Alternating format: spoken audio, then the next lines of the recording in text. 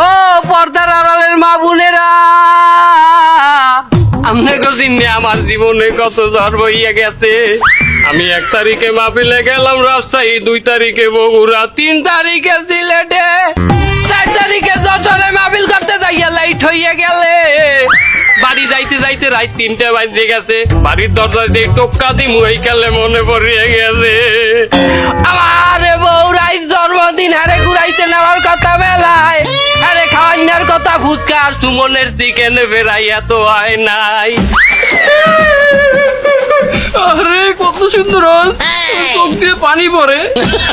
সাহস করিয়া যাই দরজায় টোকা মারলাম, রাসেল ভাই প্যারের মতো ফস করিয়া দরজাটা খুললে গেল।